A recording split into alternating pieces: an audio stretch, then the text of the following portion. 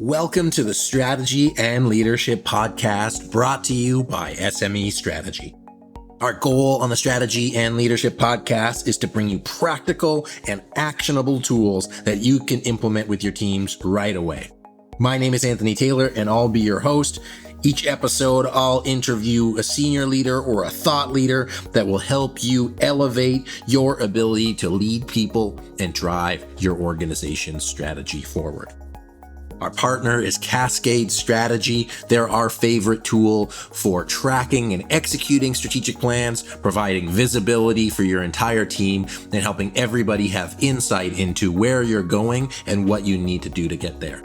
If you're looking to improve your strategy execution, visit smestrategy.net/cascade for a link for a free 90-day trial so you can see for yourself if you enjoy it and it helps your team move forward.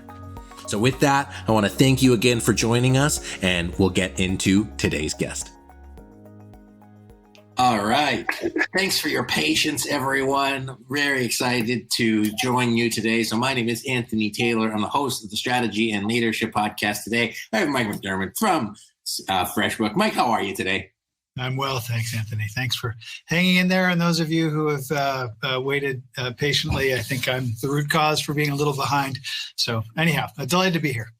Well, you know, that's kind of like the world that we live in, is that we have our best laid plans and then we join everything together as best as possible, which is probably a very great way to think about your journey. So why don't you tell our listeners a little bit about you and how you got to where you are right now, and then I'll ask you a little bit more. Sure.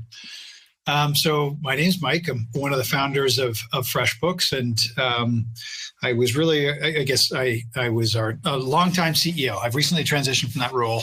We'll talk about that. But long story short, founder, and I was running a design firm, and I saved over an invoice. I was using Word and Excel to bill my clients, and decided after doing that, saving over that invoice, that there just had to be a better way to do this.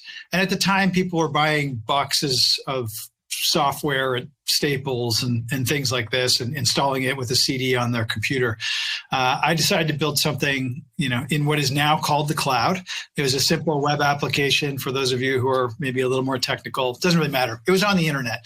And we loved what we were doing. We had really no commercial success in the first few years. 2 years in, we had 10 customers paying us, but $9.95 a month each. And, that's $100 a month. And my co-founders were an electrical engineer and a doctorate of computer science. So we weren't really succeeding, but we loved what we were doing. And we had a ton of people using the service and talking to us. And we loved hearing what they had to say. And they gave us all kinds of ways for how we could improve. And so really working with our customers and frankly, developing ourselves, we learned how to build software, build a brand, build a company, and went from 3 people in a basement to over 600 people today. And number 2 in sort of America, and forgive me, I'm a Canadian. I'm guessing some other Canadians are on the show, but we're a global company paying customers in 100 countries. Number 2 in America for small business accounting software in the cloud, and so proud to have gotten to this point, and lots of room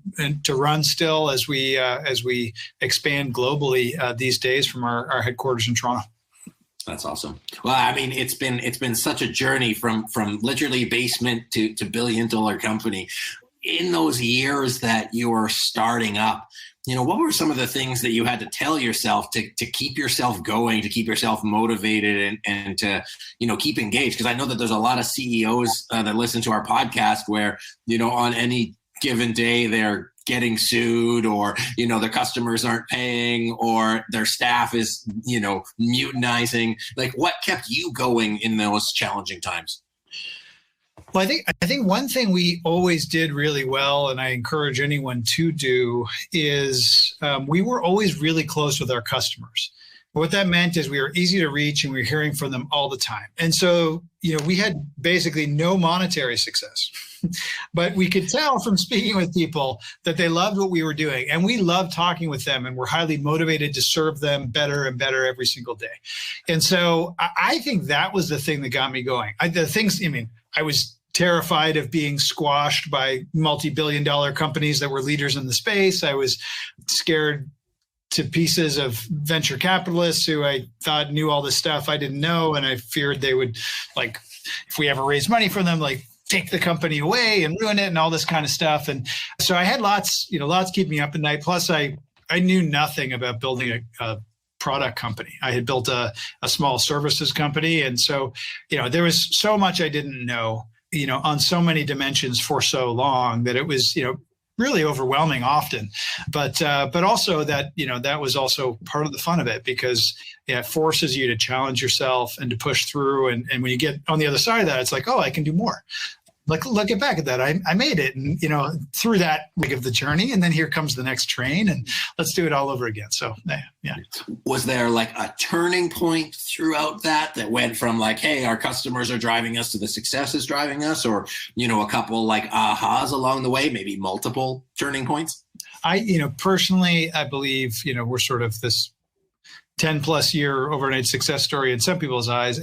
To me, success is, some people are really good at storytelling, I guess, and they'll pick, one thing and say that was it. But, if I really understand any one of those stories, it was, a million small decisions that led to that moment. And I really think that's what it's about. It's you have to do so many things, the right way for the right reason when nobody's looking, to have the opportunity to, to do the right thing when somebody is. That to me is the heart of things, is knowing where you're going, know why you're doing it, stay true to your values, and trust it's going to work out. What was some of the best advice that you got as you were growing in your leadership? Because obviously, as a guy who's just trying to figure out a company, and you're like, okay, I just need to get my product market fit. And then you started adding headcount. What was one of a big lessons that you could share with our listeners about developing in that leadership and being able to build the foundation for that growth? Well, given you're talking about product market fit and all this, sounds like you know something about technology or software, and I trust your audience does as well. What I would like to share with you is those turns of phrase did not exist when I got going. Like, we had to figure out through first principles and intuition, minimum viable product was not a thing. Like, we had to discover that by making mistakes of building too much. And then, there was, I will say that folks at 37 Signals were great with kind of do less. And I was like, I understand that. We can replicate that and just do a little bit less, improve things. And you sort of iterate. So I think, that's closer to the truth than, some sort of master plan. So and forgive me if hopefully that answers the question. I've kind of forgotten what the question was. Yeah. Well, it sounds like from your experience, so one of the great things about getting to hear people's stories and how they got to it is being able to take away, the secret ingredients. Some of the secret ingredients I kind of hear, although they're not so secret, is, it sounds like a lot of consistency. It sounded like a lot of like the little things, like giving extra effort. Right. It also sounds like, it was a fairly organic process, and also like listening to customers. And what I find coaching CEOs that are in that situation, they have 20 or 30 things on their desk. And sometimes it's, just that one sort of mind shift of how to approach the challenge, which can make a big difference in terms of how they can successfully overcome it. I think those early stages, one of the things I didn't know this was a good thing, but I think I did well, was I collected advisors. And so I was pretty good about laying myself bare and calling them up and being like, okay, these are all the things I don't know today. Can you help me? And it wasn't, drama. It was like, I just don't know how to do this. And so one of the pieces of advice I got was, focus is a 4-letter word. And what that means is, if you don't focus, you'll be stepping in a lot of 4-letter words. And so what that means is you have to shorten your to-do list, and you need to execute and get a smaller number of things done and just move forward. And so that was big, because often those of us, I would say I'm very much an entrepreneur, and we can talk at length about why I believe that if you want, but sparing you that conversation, I see opportunity in a lot of directions, and it was hard to stick with what we were doing. We had times where it felt like people were discovering us online. All these opportunities were coming forward. Could be, people want to invest, people want to partner, or what have you. And that was, you might say, oh, you're a success at that point. Believe me, we were not a success. We were like 4 people in a basement at that point in time, and really no revenue to speak of, and no clue what we were doing. But we said no to a lot of those things, and the power to know that you can say no. And you have to say no like 27 times so you can say yes once, because all these little yeses distract you from where you really need to go. And the power of saying no, especially as a company gets going or you get going, is so important, because it enables focus, it enables progress. And it also helps you once you have some momentum going. You have a clearer sense of what it is that's going to make you. What it is going to make you successful if you had the bandwidth to say yes to it. So along that yes/no journey, what did you practically do to get your leadership on board with that mentality? Like, were you able to just like autocratically say like, hey, I'm making the final call here? Or was there certain things that you need to do from a structural and systems basis to get your team thinking strategically about that? Because it's not evident to everybody, and a lot of people just want to get pulled in a bunch of directions. So how did you manage that on a day-to-day basis?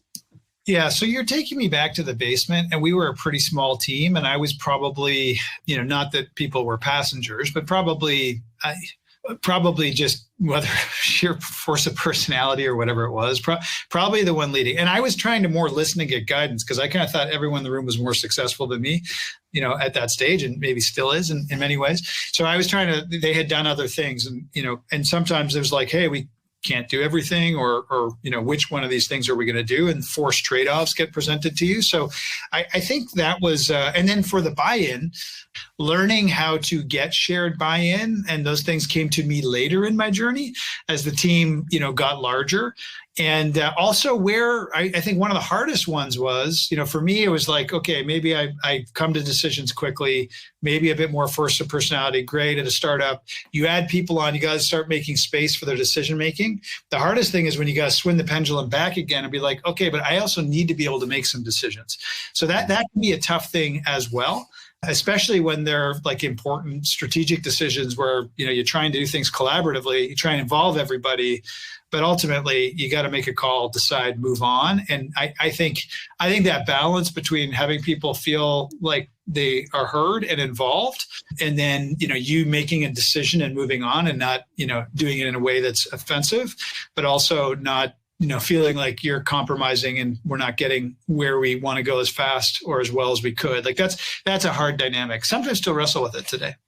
Yeah, because I can see that. I mean, at the size of that you guys are, it's both one way easier because you've made your own lane in a way, but then there's still like other opportunities. I imagine, the conversation of getting sold or bought. I don't know if that's happened in your journey with other organizations. Have you ever had to go through that challenge of, offer to being purchased? That's always a big one, right? They come around, they have throughout the years, and mostly, just a very long-term mindset, believe the company is, able to be its own thing for a long, long time. And so it's like never woken up and been like, hey, this is a company we need to sell like in the morning. That's not how I feel. But as you get more stakeholders and whatever, more points of view to be considered for sure. That's like an existential one. That's getting into like, deep founder territory, I think. And I think, hey, are you a CEO? Are you a founder? Those are different hats. Sometimes you have to wear both. Like, hey, this is how I feel about it. As a CEO and we raised a bunch of money, we got stakeholders in there. You have to be able to, basically look at it the same thing a few different ways and try and be intellectually honest about the different outcomes you might get to when you use those different lenses. Hey, sorry to interrupt. It's Anthony here again. I just wanted to let you know if you're enjoying today's episode, I'd love it if you could give us a review and a comment to let us know where you're listening from. It means a lot to us. It helps us with the algorithm. It also helps us get into the hands of more people so that we can keep bringing great guests onto the show. So please do that. Also, if you or your team are planning a strategic planning offsite coming up, please reach out to us. We'd be happy to see if we're a fit to facilitate, to support you and your team getting on the same page and getting clear clear about where you want to go. So you can visit smestrategy.net or click the link in the description. We'd appreciate both of those things. Now get us back to the episode. Yeah, absolutely. So I guess there's the founder lens, there's the CEO lens, there's the leader lens, and the person working forward. So I read somewhere that you advocate blind dates for your employees. Is that, I don't know which one of those lenses you take on that, but can you explain the blind dates for your employees? So one of the things you need to do well in a startup is you need to get attention. Okay. And we spent a lot of time in the early days of the company thinking about how can we be interesting so people will take interest in us and write about us and all this stuff. And so this blind dates thing, it's great to hear you present it like that, because it's an example of someone on the team who found a headline way to get people's attention to do something that's far more mundane, but also very important. So one thing we got into was, as the company grew, it's a great story. We had a woman, our first support person, who joined the company, and she's still with us today. And that's kind of like, 15 plus years later. Everyone who joins the company goes to support and spends their first month there. And so she would meet everybody. And as we grew, one day she realized that, she knew everybody, but not everybody knew everybody else. And she said to herself, what can I do about this? Because I love knowing everybody. Everybody should know everybody, but they don't. And so she basically went to the company and said, hey, listen, if you'd like to meet somebody who you don't normally bump into, let me arrange a coffee date for you. And so we called them blind dates. They were usually 2 or 3 people. They didn't really have any romantic aspect to them. It was more, trying to get people from different parts of the company to spend time together, to build connective tissue, to understand what's going on, to learn from each other. And it's something we did for years. And I don't know, people might use the Donut app and Slack. And I think that's, something, if you're in a company, you can use, or maybe it's something we built and I don't even know it, but that just kind of assembles random meetings of people. So like each week you could have a meeting with a group of people who you've never met before in the company. And that is a very good thing to do. Absolutely. So what now in 2021, what are some of the things that you're doing within the company to, or what are some of the things that you've done recently to support that collaboration, communication, especially, through COVID, it's been a challenge getting people engaged and happy. What are some of the things that you've done that have been successful to keep people sort of motivated, focused, and engaged? I'll talk about a couple of things with some real recency. So today I did a thing called office hours, which we didn't start doing until the pandemic, which was basically having I do it biweekly now. We did it weekly right after the pandemic, but anyone in the company can join. It's an hour. It's just open Q&A. That sounds really simple. People have office hours, but it's pretty easy to forget. That could be a nice thing to do in the pandemic. So people just feel like they can come up to you, or they can even go and listen, hear about. I don't present anything there. It's all question driven. And so I'll answer questions, but I give people a lot of context. You have people been with us for 7 years. People been with us 7 months in the session. And so it's, that is a thing. And then interestingly, we were talking about the Donut app and blind dates today in that, because someone was like, hey, I went on a Donut app thing a while ago. And by the way, seems like it might be broken at FreshBooks right now. So we got to reinstitute it, or I have a to-do to go figure out what happened to that. But the point is, I think like doing something like the Donut app is a thing. And increasingly right now, I think like so many people, we kind of figured the pandemic would not necessarily be going on at this point in time. And that, looking at like, we probably have another certainly 3, maybe 6 months still to go in terms of, and hopefully outside of work, we may not be in the office, but other amenities and stuff like that are relatively more open and not totally locked down. That would be a good outcome at this stage. But it's almost been 2 years of like a company of hundreds of people working remotely, never meeting each other, growing fast. And so we're spending some time. We're a values-driven organization. We have 9 values, and one of them, is defined as we're playful and we make time for fun. It's our fun value, and we're doing a bunch of work right now to just remind people, hey, you have the agency to go ahead and spend time with people, and we encourage you to do it. And so ideally, and do it sort of regularly. I think sometimes it's like, let's do a big company, everybody get together, kind of like, no. I think what people need to be doing right now is very much with their team and maybe an adjacent team. And that is the thing to get through the pandemic. And maybe you work for yourself and you want to find some people to, just book a coffee meeting with or something like that. Or you're a CEO and you need some community because you feel isolated. You don't have either a management team or a board that, you feel like that's the group, and you find some other CEOs that you just get together regularly with. I think it's a very important thing at this time. Not that we need another Zoom meeting, but some sense of community is a critical thing. And it's something that's really been lost with, fewer kind of meetups or events after work and less ability to just sit with people all day long. Yeah, absolutely. So for you in your position and looking forward, either within or without COVID, what are some of the things that are challenging you? Like, what's at the top of your list that's like, oh, I haven't been able to work through this yet? What is challenging you in a positive way that sort of makes you stretch your brain? Because as a company, if you've got to $1 billion as valuation, that's pretty damn good. Is there something next, or are you reflecting on something different? Believe it or not, there are. I have an interesting basket of things now, which is really fun. There's a lot of platform planning we still need to do. When you think about our size and scale and the software platform we're building, a global small business accounting software, there's decades of work to do. So that is a thing I spend time on.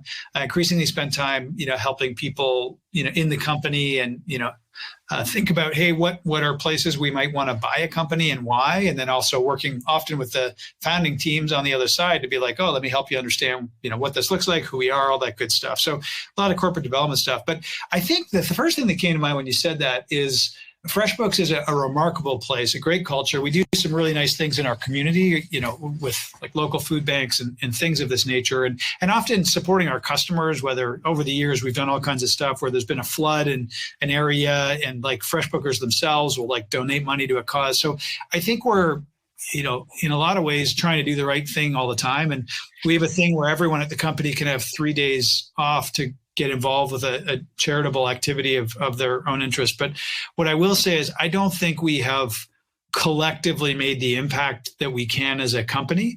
We happen to be a company that doesn't have as large an environmental footprint as some other industries. Data centers that we use are kind of already green offset in many ways, but I'm keen to see, how might we go further on the on sort of helping and contributing in that way. And that as a founder is really fun because that's big positive impact. We're hundreds of people and hundreds of countries. That is an exciting thing for me, and I think it's early days for us maxing that out. Interesting. Well, that's cool. I mean, that's kind of the part of sending the elevator back down and using your powers for good and not evil. So it's cool to hear you say that both as a Canadian company and as a company in the total landscape. So, we started, you talked about your company when it was in a basement, product market fit didn't even exist.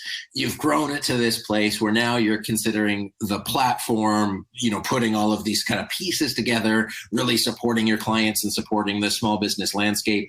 What do you see next in the industry, whether that's the software industry as a whole, whether that's for small businesses in general? What are some of the trends that you're seeing that we can, share with our audience so they can start thinking, longer term, 2022, 2023?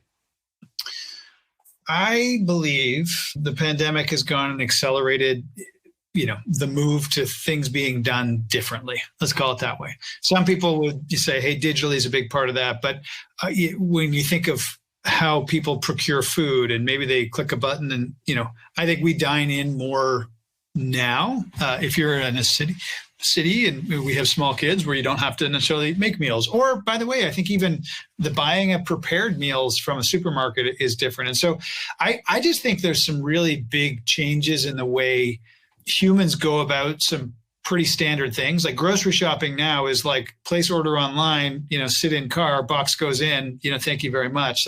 I don't know if that's going to go away. And so I think one of the things, and this isn't particularly related to FreshBooks, but I think we probably have all underestimated the knock-on implications of these behavior changes. I think there's probably a lot of opportunities out there. Some of them are hey, things are going digital. And so we have professions in our customer base that are sort of benefiting from that transition. There's a lot of time coming back into the world because people aren't commuting to work anymore. Like there's just a lot of subtle things. Anyhow, so I think some of the behavior changes are very interesting, just kind of workforce and non-workforce set of things that are going to create opportunities that are going to be good for a lot of people. Cool. And then as we, sort of wrap up today, as you think of some of those both benefits and challenges, what are some of the sort of like words of wisdom you'd give to our, managers and leaders as they take on leading in this new environment? I think in many ways, leading has never been more thankless than it is today. You don't get to, see the smile on the face necessarily, or have somebody pull you aside after you did a thing and say, thank you for doing that the same way. It's where it comes as like an emoticon on Slack or something like this. Like it is, as a leader, I think just recognize the time that we're in. I think most leaders don't do it, to get the praise or the outcome or what have you.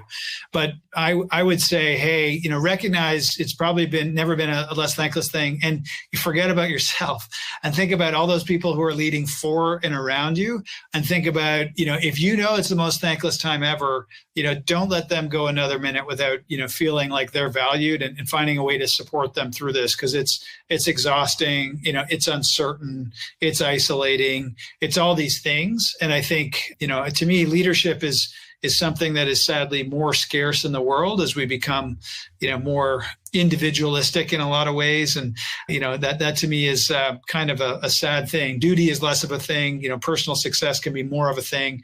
And I think leadership is super valuable. There's things in the world that just don't happen without a lot of it, and it's hard to keep it going sometimes in these kinds of conditions. So I'd say, remember that, if not for yourself, then for those around you. And I think you will be rewarded for doing so.